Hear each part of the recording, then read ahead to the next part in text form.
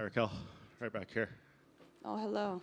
Congratulations. It's been a long journey here, the most fights going up to a championship for any female in UFC history. So to have that belt sitting there, knowing everything you've been through, what does it feel like?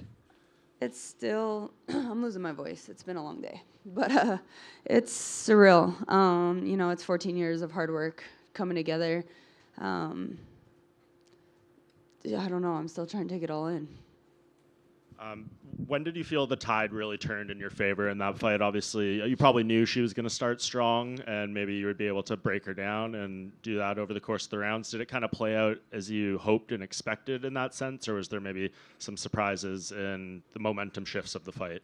I think for me, obviously, I'm my biggest critic, so I wanted a totally different fight for myself for a world title fight. But, there's a lot of good things to come out of that, and I think everybody knows with me, I have cardio for days, and so as the rounds go on, that's my strength. But it was, I don't know. I walked out, and I was extremely calm, and I was like, this is really weird. And so I felt like I started a little slow in the first round and kind of just adjusting to everything, but it worked out in my favor. Yeah, going through a fight like that, Dana was in here and he said, he loves you. We know you guys have a long relationship and history together, but he said it drives him crazy that you never listen to your corner. Were you not listening as much as you wanted in that fight, or what's kind of your reaction to that statement from him? Well, my corners were yelling at me to let my hands go, and Dana has told me since The Ultimate Fighter, there's no reason I shouldn't be knocking people out. He already found me and lectured me on that one, and yelled at me too that I drive him nuts and I should have let my hands go a lot more. So what do you change in that regard going forward? Because look where it's led you. I mean, you can't debate the results and doing whatever you're doing. So what adjustments do you make? I'm constantly climbing mountains. I'm constantly growing. And so one thing for me is, I learned a lot on this journey back to the world title and being here, and even some of the struggles that I've had to overcome this week. And, I believe, I freaking did it after 14 years of hard work, blood, sweat, and tears. And so there's no more question. I go back, and now, I sit here and preach all the time about having fun. It's time to really have fun, to truly just believe in every single aspect. And tonight when I was dropping some bombs, I seen it written across all her face, and it was just all right, okay, here it is. And so, I think that's the goal for myself coming out is, let them fly. And just last thing for me, you called out Julianna Pea in the cage. Dana was here. He said that seems to be likely the fight based on her health. For people who maybe aren't aware of the history between you two, can you kind of explain a little bit and I guess what beating her in your first title defense would mean to you? Yeah, that's the fight that makes sense. I honestly thought for the world title it would be me and Julianna, but she's still injured. That relationship just goes back to 2013 when we were both on The Ultimate Fighter. Let's just say I learned Julianna's personality then, and it's kind of one of those ones that you're your own person. You stay your way and I'll stay mine, but you get under my damn skin, and I've been waiting for that fight for 13 years, whether the title's on the line or not. Okay, I'm fine right here. Dana did say it would depend on Julianna's health, and if you wanted to be active, maybe you would have to fight someone else. So just looking at the rankings, I think you've fought 1 through 7 at this point in your career. So are you just looking at a long line of rematches potentially, or are there other names that you would like to fight? Honestly, I really don't care. There's talent in this division. Everybody brings a challenge. People are constantly growing and evolving. I do want to stay active, and I'm getting older and stuff too, and we have our family now, and we want to continue to build on that. It's just kind of finding balance in between everything, and I would like to defend the title a couple times, and then, that's a wrap for me, so. And obviously at the press conference, I think things got a little more heated than we expected when you guys were talking. But we did see you guys hug at the end and exchange some words. What did she say to you, and what did you say back? We just said thank you. It's always an honor.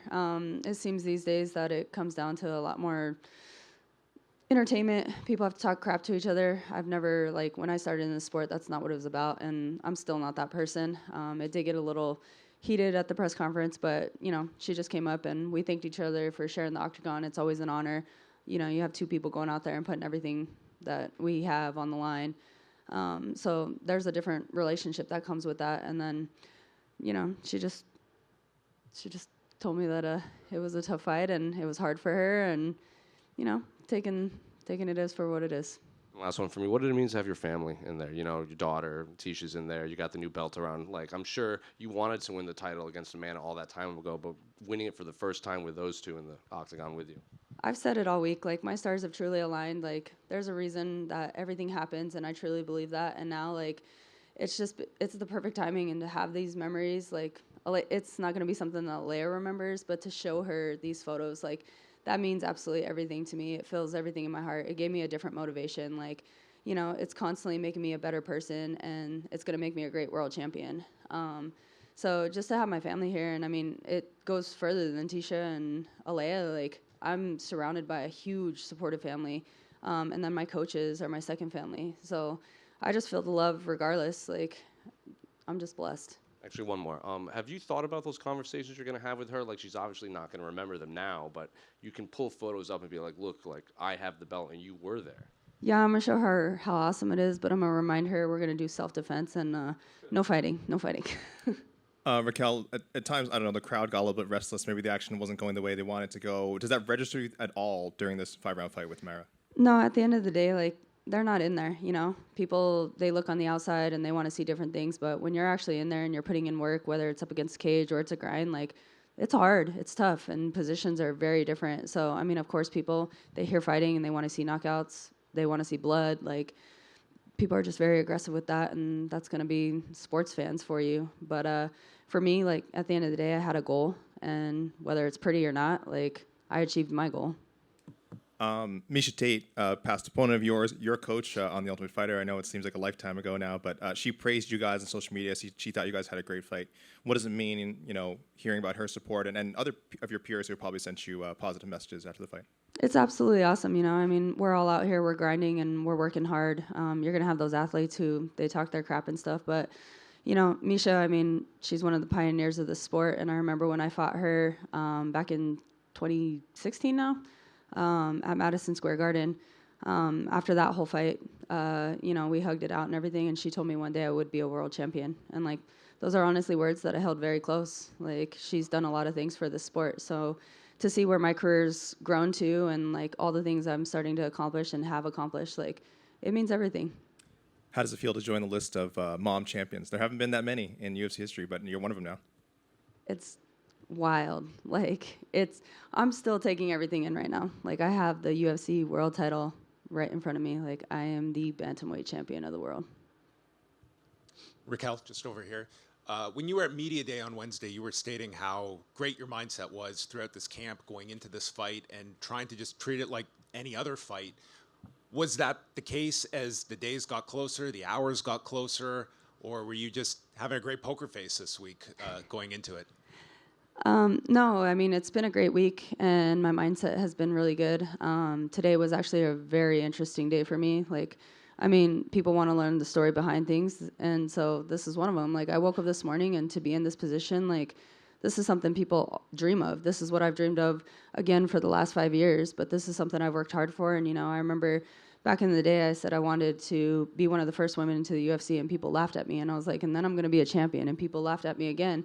And to get here, and I woke up this morning and, like, literally questioned everything. I mean, if you can't hear it in my voice, like, I woke up so sick, and I had to spend a lot of the morning talking with my coaches, my sports psychologist, Tisha.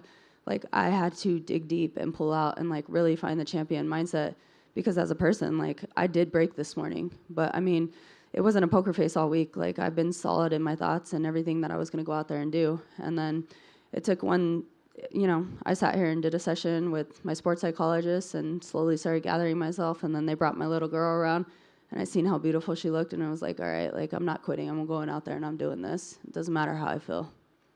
Congratulations. Thank you.